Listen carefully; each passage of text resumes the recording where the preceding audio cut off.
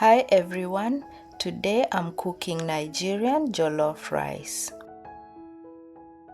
This is the second time I'm making this and I thought why not share it with my beautiful YouTube community.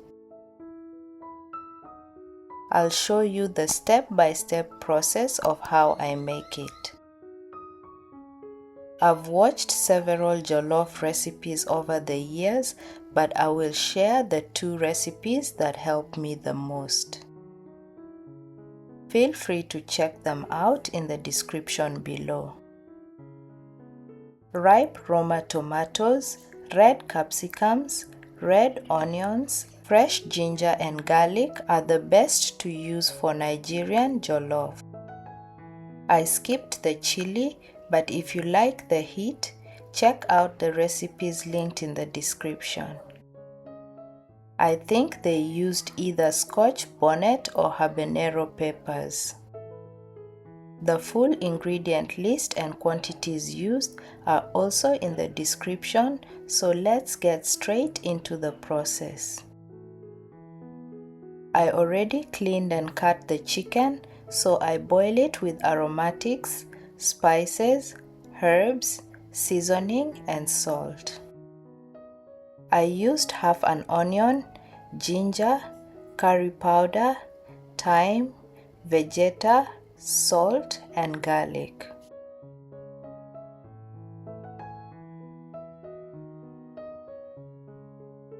I ran out of fresh ginger, so I used this store-bought one.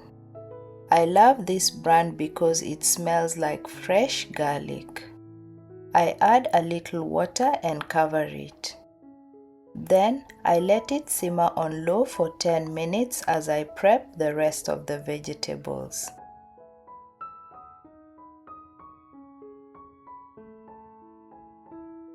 I washed them beforehand, so I start cutting the tomatoes into quarters and placing them straight into the blender.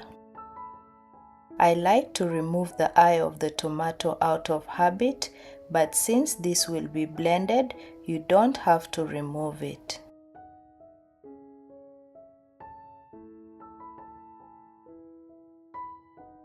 For the capsicums, I remove the seeds and cut it into smaller pieces. Always remove the seeds because they tend to be bitter. I will be blending these with the tomatoes and onions.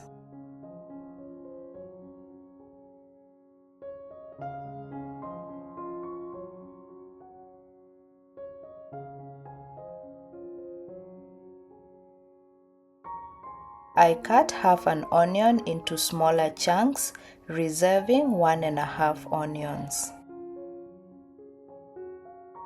I dice these and set them aside for cooking the rice later.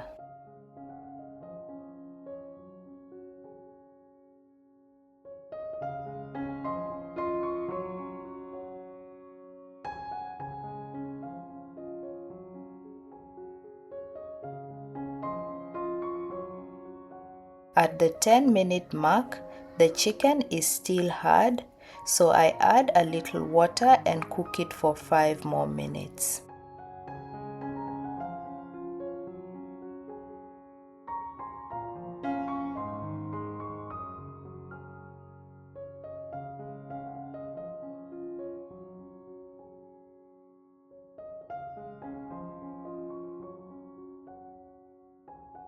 I now separate the chicken from the broth, strain the broth and set them both aside.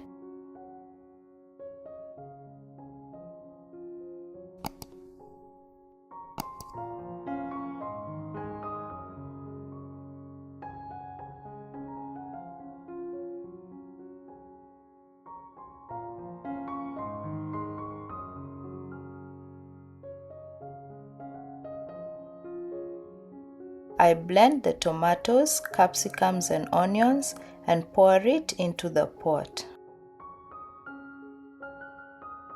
If you're using chilies, remove the stalk and blend it whole with the rest of the vegetables. Otherwise, for a milder flavor, feel free to remove the seeds before blending. I turn the heat on and bring the pot to a full boil on high. Then place the lid on and cook it undisturbed on a medium to low flame until all the water has evaporated. During this time, check regularly to make sure it doesn't burn.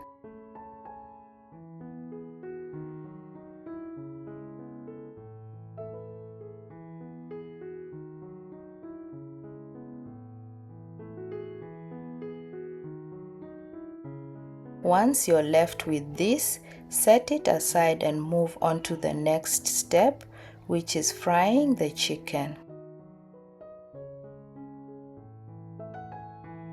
For a healthier option, feel free to pop these in the oven or air fryer instead.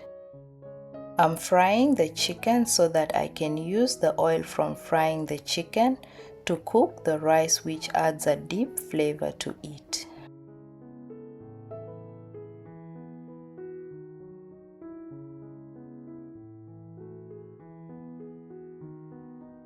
The chicken is already cooked, so it does not need to fry for long.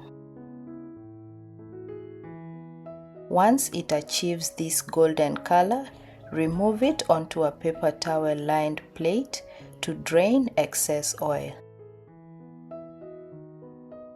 I use some of the oil I fried the chicken in to cook the rice. I fry the onions, and once they start browning, I add the tomato paste.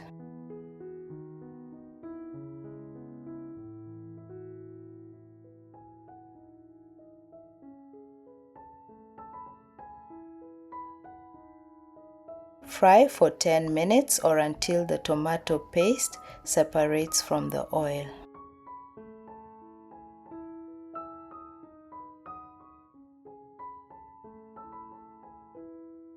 When it looks like this, I add the blended tomato and capsicum blend.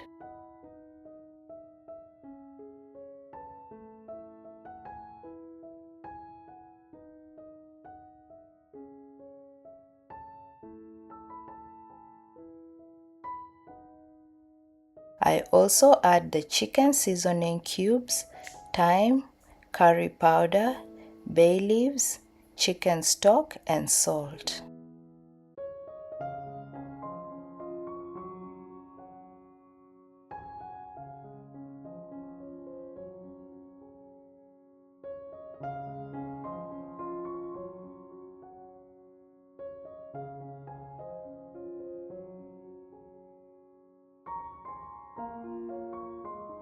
Mix to combine and add 4 cups of water followed by the washed rice. To get rid of excess starch, always wash the rice a couple of times until the water is clear.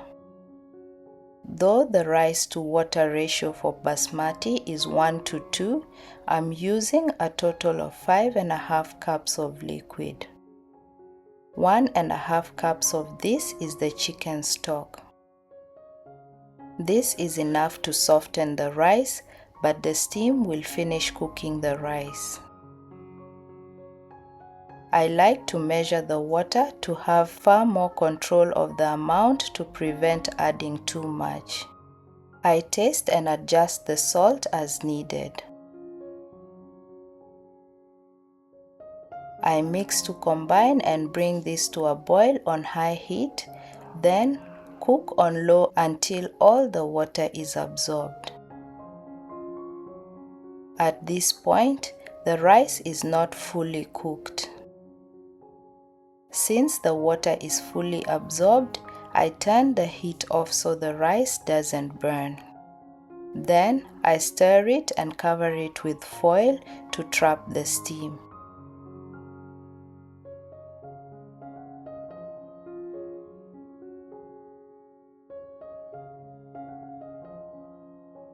I leave this on for 15 to 20 minutes. This time is enough for the steam to finish cooking and softening the undercooked grains of rice. I fluffed the rice with a fork and it's now perfectly cooked. Look at that. Every grain is separate, fluffy, full of color and packed with flavor. It tastes absolutely amazing.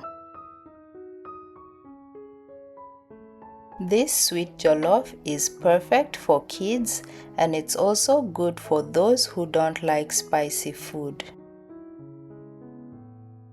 However, next time I make this, I'll try spicy jollof to get that authentic West African spice kick. I hope you try this recipe and love it as much as my family does. To my Nigerian family, how did I do?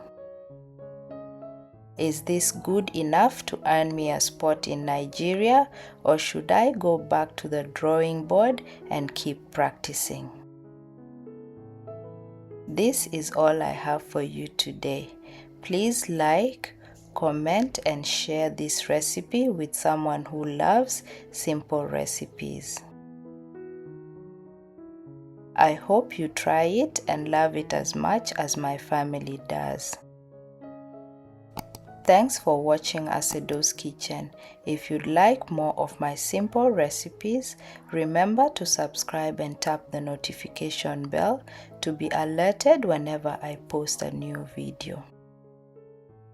Thanks for watching and bye for now.